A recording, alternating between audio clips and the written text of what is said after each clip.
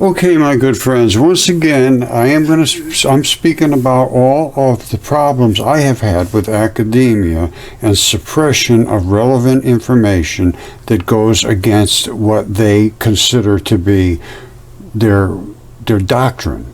Now, Ben Stein, who is a really cool guy, is speaking about this, and he had a movie called Expelled. No intelligence allowed. Now, I'm doing this under Fair Use Act because this is what I have been commenting on, and this is something that he has researched the victims of this policy, and it's pretty shocking. Especially where you're supposed to have academic freedom and you're supposed to be investigating and curiosity and all that's supposed to drive this system. That is not the way it works. It's a dismissal system. I have known this for a very long time. Velikovsky, my hero, was destroyed by these people, and anybody that speaks up is as well. I am not in the academic system, so I don't really care. I bring truth to the table that is undeniable, and it is going to bring these people to their senses. It'll at least slap them down a little bit because it's true, and it's not unknown anymore. The people have taken it to heart, and they are getting pissed off that they are being forced into a denialist system, and I don't blame them. They are getting. I've seen a lot of them that are very upset that they're being told they have to take these certain courses to graduate, and they know they're not right, and they can't speak up.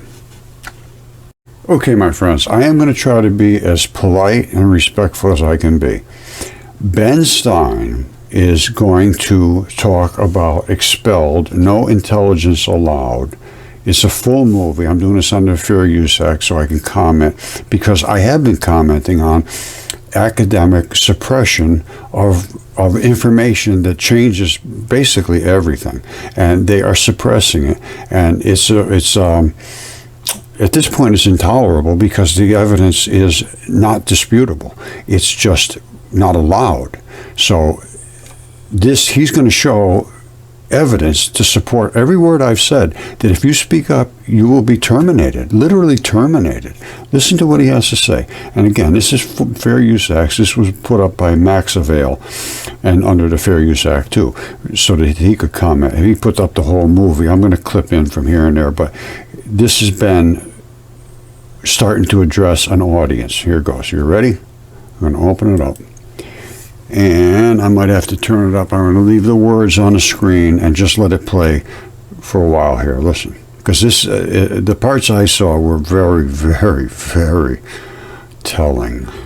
Speaking on a topic that has become increasingly important to him over recent years. While Ben has always been an ardent supporter of science, lately he has noticed an alarming trend in the scientific establishment that could have dire consequences for every American. Without further ado, please join me in giving a warm welcome for Mr. Ben Stein. Thank you. Thank you very much. Thank you very, very much. Thank you. Thank you very much, everybody. Thank you very much, gangsters. Thank you very, very much.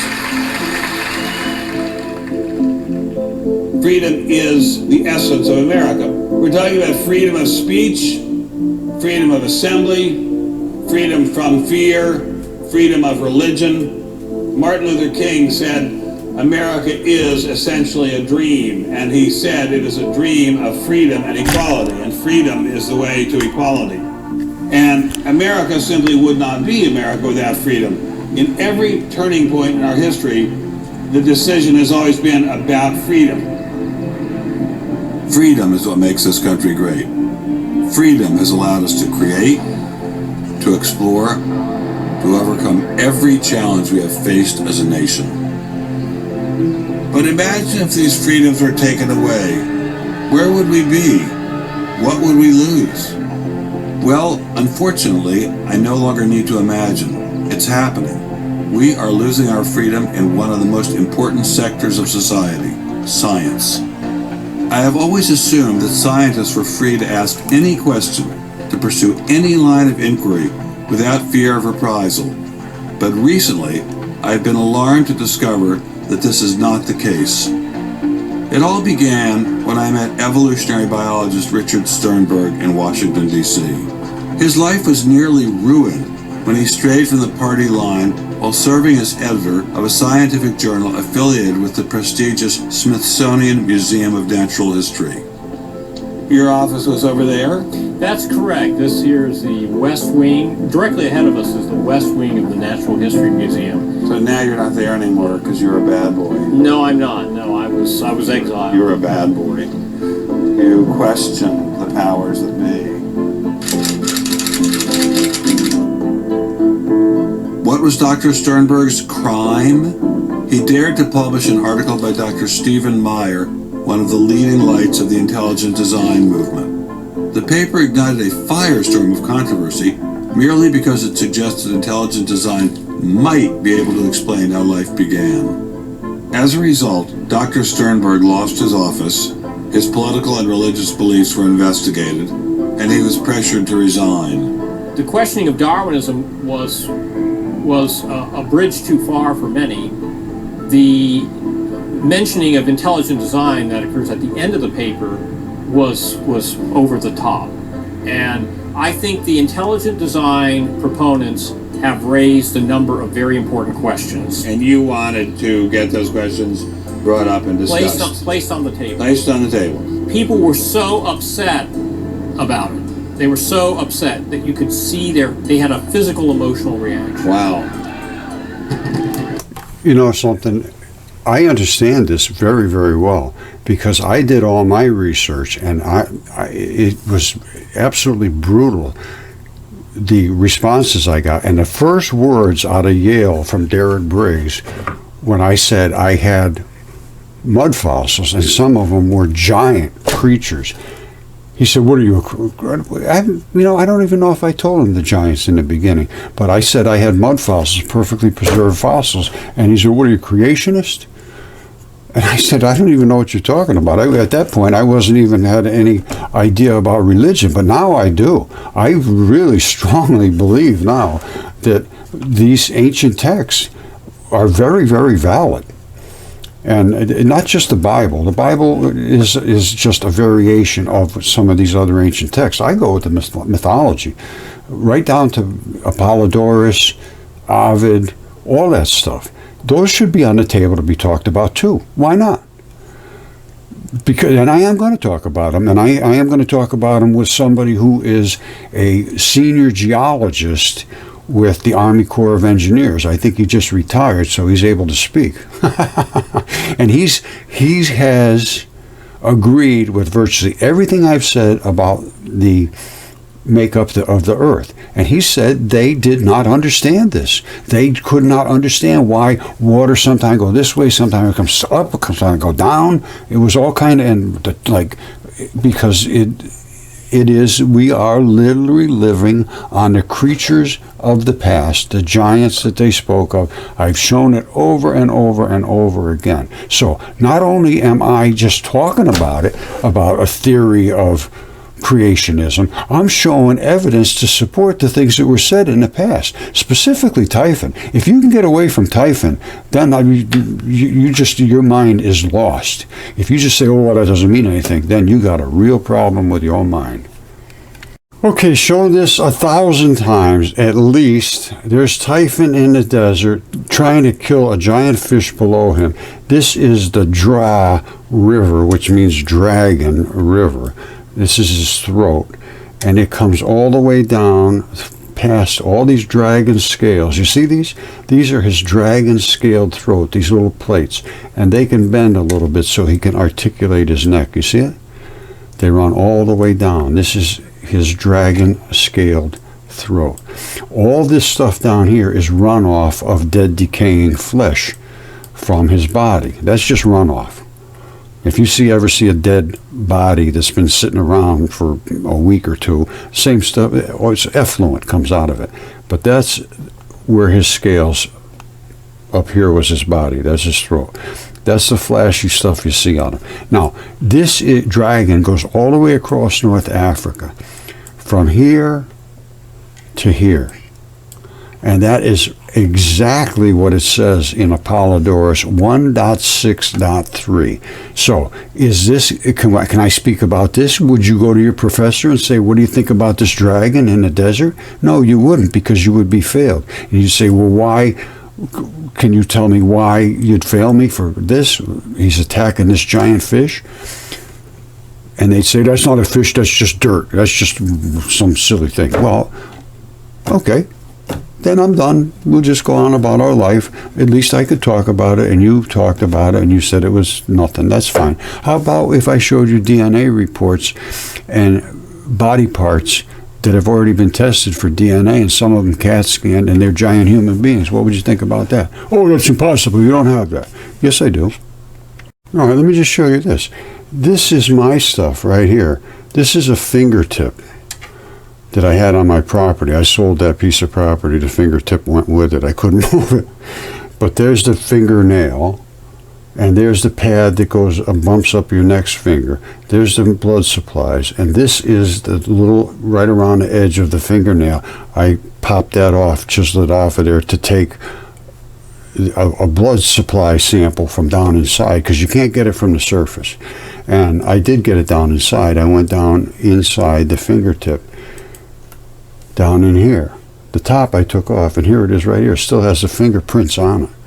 That thing was just absolutely just like you cut your finger off and dropped it on the ground. The fingernail's there. The fingerprints are here. The sweat pores are still in there. My thumb is the same width as one finger ridge, and you got a lot of them on your fingers. Now, that was DNA tested. After I drilled down inside there, I got DNA out of there. Now, I did the extractions. I did that one, and then I did another one. And the other one is this one here, which CAT scanned too. And this fingertip is about, I think it's about 8 inches long. That's where the fingernail was. This one was a lot more eroded. The other one, just like you just cut your finger off. That's where the tendon comes in. Now, these were CAT scans. I had Jesse Grant and Associates did 7 CAT scans for us. This is the back of the finger, and these are the tendons. This one here is where the artery was, the white side. The black side is where the vein is. You see that? That's the tendon. That's the tendon. That's so you can do all this kind of stuff. That's where the bone was. And this is a thumb. It's a right-hand thumb. You see? See how your thumb hangs over the edge? And the other fingers are everything straight down the middle. So this was a thumb. And that's where the bone is. And the other CAT scan showed the bone, pretty well. Once they get, well, here it is right here. You see, you can see that. That's where the bone shadow is. And all the rest is blood supplies coming up to feed the finger. There's a ton of blood in fingers, tons. All right, you see this? This is where all the blood is. This blood is saturated in your fingertips. So I just drill down in there, and I remove literally almost like clay, bloody paste. And that's what I sent off to have tested. I was the one that extracted it. But here's the DNA test. Very, very well done. This goes back to the middle of 2015. Now, Yale took credit for this in 2016. I think that's needs to be investigated. I sent all this in, and I had 3 samples done. 2 of them were giants, and 1 of them was just a normal size lung. And I will show you them. And they, this is all done. This was very good quality. I said, I want the best test you can do. I want to be sure that what I'm presenting is 100% accurate. And it took 3 months to do these tests, and it was 100%. He said it's 100%. There's no question whatsoever. And they submitted all these things to whatever they do, and they matched it up to the database. Excellent quality DNA sequences with the 36-inch tip, that huge finger, and the lung. I'll show you the hand. The hand was more transitioned into mud, which is truly a mudfossil. The other ones were still basically had body fluids in them. I mean, when I show you the lung, you'll see. And here it was, Homo sapien, mitochondrial B gene, and D loop region. This was specific for these regions of mitochondrial human DNA. And he said it was exactly the same as modern humans. And this is a laboratory director signed off on this test. And I talked with him several times. He was very, very, very professional. Very, very well done. Helix Biolabs. Again, he was assaulted, I know, because he called me and he said, you make sure you tell everybody you're the one that took the samples. They're telling me they must have been contaminated, this and that, and they're telling me I contaminated them. No, I took the samples, I sent them to him, and they were excellent quality and literally raw blood. I'll show you. You see this one? This was right on the surface. You could see the blood all over. I mean, it's saturated with blood. Right here. I drilled into it, but this is just clots of blood. On the lungs, they're saturated with blood. This one, the blood was just leaking out of it. You see up there? That's the blood, literally, that leaked out of that other lung. This one, I just had to drill into it and get it. And it's saturated, totally saturated with blood. These are the alveoli, and these are the alveoli as well. You see these little circles? Those are these. Now, it was twisted apparently this way, and the blood collected down at the bottom here. And when it's in the mud and in a muddy condition, that's nothing more than flesh. Clay is nothing more than your body's flesh. So it's still in flesh. It didn't even know. It was dead. And then when I took it out of the ground there, the blood just came out of these little holes. These little blood vessels. Whatever they are. And here's that little flap on the bottom that they all have. This is something new. They know that there was a flap. This has the same thing. And every body part has one of these. This little tiny flap. And it holds them in position. But anyway. And this is the interstitium, coats the lung. And I drilled down in there and took just raw blood out. Absolutely raw blood. Same thing with the big fingertip. The big fingertip was even better because I took off the surface and I went right down into like something about that big. I mean, it's good size. It's 3 feet long, one fingertip. And they're saturated with blood. You see that? It was a human fingertip. I mean, it had a fingernail, it had fingerprints, and it was a thumb. You see the kind of blood that's in a thumb? So anyway, this is the kind of evidence I have, and I have been dismissed. And I'm talking about giants. You want to see a giant? You see that? That's a hair follicle. So is this. Oh, Roger, come on. Yeah, well, what's that? This is a pili erector muscle. What this does is it makes your hair stand up on end. That is the attachment right there to the pili muscle, right there. And on the other side is the sebaceous gland. I'm telling you, this was a good-sized guy. This is the way the hair grows. It goes down and then it comes back up. You see those 2 little spots there? Those are the vein and the artery right at the bottom.